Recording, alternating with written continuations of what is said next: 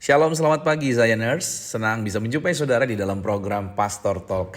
Dan di pagi hari ini, yaitu judul yang akan kita bahas berbicara mengenai diberkati dalam pengejaran hikmat dan pengertian. Diberkati dalam pengejaran hikmat dan pengertian. Amsal 3 ayat 13.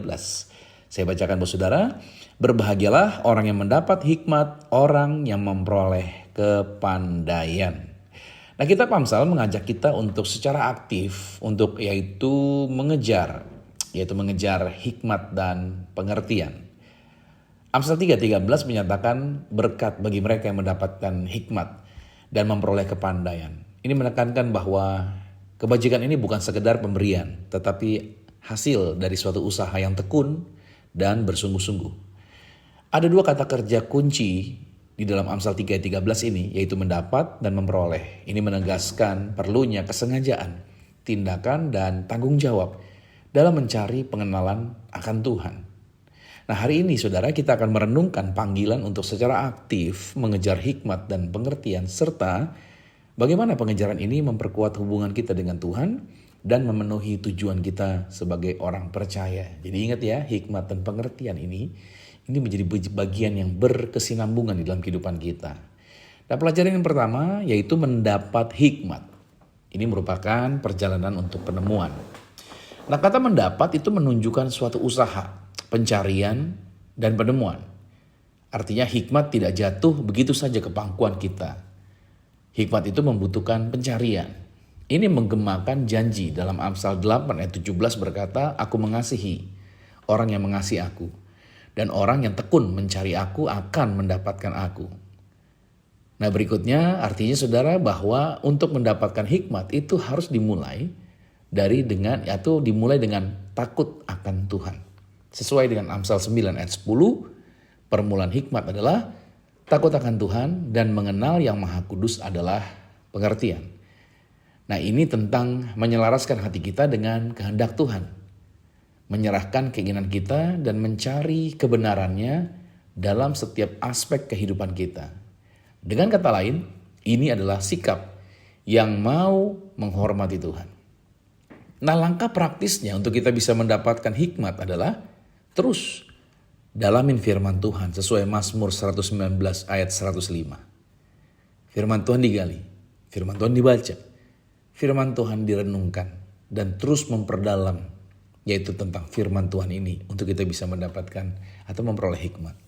Langkah praktis berikutnya adalah mencari petunjuk melalui doa. Yakobus 1 ayat 5 berkata kalau orang kurang hikmat, dia bisa memintakannya kepada Tuhan. Jadi artinya cari petunjuknya melalui doa.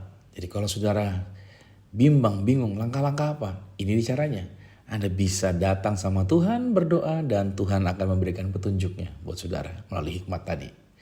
Lalu kelilingilah diri Anda dengan nasihat-nasihat yang bijak. Persoalannya kita sering kali kumpul atau minta pendapat dari orang-orang yang di luar firman. Dari orang-orang yang katanya pandai, katanya berpengalaman, tetapi tidak sesuai dengan prinsip-prinsip Alkitab.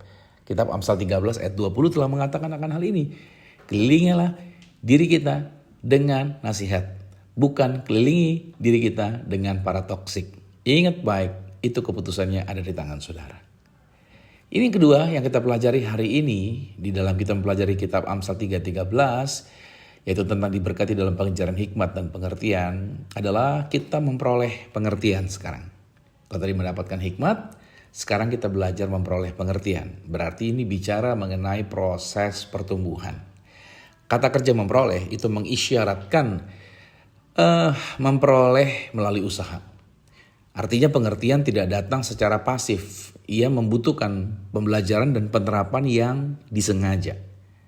Pengertian melibatkan penerapan prinsip-prinsip Tuhan dalam keputusan sehari-hari. Nah, ini bukan sekedar pengetahuan, tetapi kemampuan untuk memilih hidup benar sesuai Amsal 2 pada ayat yang ke-6. Dan pertumbuhan ini harus ingat baik nih poin ini. Pertumbuhan ini sering datang melalui tantangan hidup. Apakah saudara hari ini ada mengalami tantangan dalam kehidupan? Tenang, itu merupakan bagian daripada rencana Tuhan untuk saudara mengalami pertumbuhan. Karena tidak ada pertumbuhan di zona kenyamanan. Tapi ketika saudara ada tantangan dan ada pergumulan, ada tekanan, di situ saudara sedang mengalami pertumbuhan. Ingat baik ini.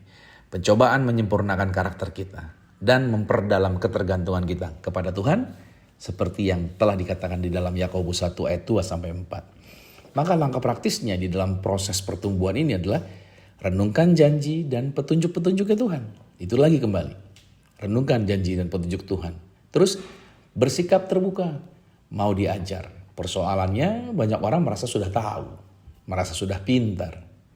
Ketika mau diberi pemahaman, diajarkan, mereka tidak mau, mereka menolak. Makanya orang yang mau belajar atau memiliki sikap hati mau belajar, dia adalah orang-orang yang terus mengalami pertumbuhan dan semakin mengalami kemajuan. Lalu langkah praktis berikutnya adalah membagikan apa yang telah kita pelajari kepada orang lain. Membagikan atau juga mempraktekkan apa yang telah kita pelajari terhadap orang lain. Sekarang apa yang kita pelajari dari Alkitab? Alkitab mengajarkan kita untuk berbaik sama orang, mengampuni, mengasihi, menolong, menjadi berkat buat mereka. Yuk, praktekkan itu kepada orang-orang yang ada di sekitar kita. Saya seringkali membagikan firman Tuhan. Ngobrol sama siapapun, apapun yang dimulai dalam perbincangan, mungkin dalam pembahasan hari-hari saja. Awalnya dimulai itu, tetapi antena rohani saya selalu standby.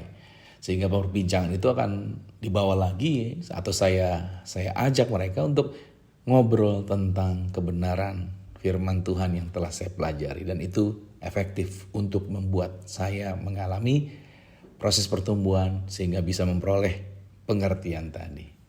Dan yang ketiga, saudara, yang kita pelajari hari ini adalah tanggung jawab kita dalam pengejaran. Ada tanggung jawab berarti di sini. Nah, tindakan ganda mendapat tadi ya dan memperoleh dari Amsal 3 ayat 13 tadi itu menyoroti tanggung jawab pribadi, yaitu ini menjadi penting bahwa kita ada tanggung jawab yang harus kita lakukan dalam hidup ini. Hikmat Tuhan itu tersedia secara cuma-cuma, betul. Tapi kita harus mencarinya dengan kesengajaan. Matius 7 ayat 7 mengingatkan kita untuk meminta, mencari, dan mengetuk. Pengejaran ini mencerminkan kerinduan kita akan Tuhan dan keinginan untuk terus mau menghormati Tuhan. Nah, ketika kita mengabaikan tanggung jawab ini justru mengarahkan kita pada stagnasi rohani. Amsal telah memperingatkan konsekuensi dari menolak hikmat. Jangan pernah menolak hikmat, karena orang yang menolak hikmat berarti orang itu akan stagnan di dalam kehidupan dia. Nah, saudara dikasih Tuhan, kitab Amsal 3 ayat 13 telah mengingatkan kita akan berkat yang ditemukan dalam pengejaran hikmat dan pengertian. Nah, kebajikan ini mendekatkan kita kepada Tuhan. Ya, ini mendekatkan kita kepada Tuhan dan memungkinkan kita untuk hidup yang memuliakan Tuhan. So, hari ini marilah kita mengambil tanggung jawab untuk pengejaran hikmat dan memperoleh pengertian ini. Serta yang perlu kita lakukan adalah dengan mengambil tanggung jawab untuk pengejaran ini, kita mulai untuk menginvestasikan waktu kita, tenaga, dan hati kita untuk mengenal Tuhan lebih dalam. Saudara yang kasih Tuhan, tanpa engkau mengenal Tuhan lebih dalam, saya rasa sulit untuk engkau bisa memperoleh hikmat dan pengertian. Tetapi pada waktu engkau begitu berhasrat dan melakukan pengejaran untuk mengenal Tuhan lebih dalam, maka saudara akan diberkati dengan hikmat dan pengertian. Diberkati saudara. Jadi aktivitas hari ini saudara adalah orang-orang yang diberkati, orang-orang yang berbahagia karena saudara mengejar hikmat dan saudara memperoleh kepandaian. Diberkati hari ini. Tuhan Yesus Kristus memberkati. Shalom.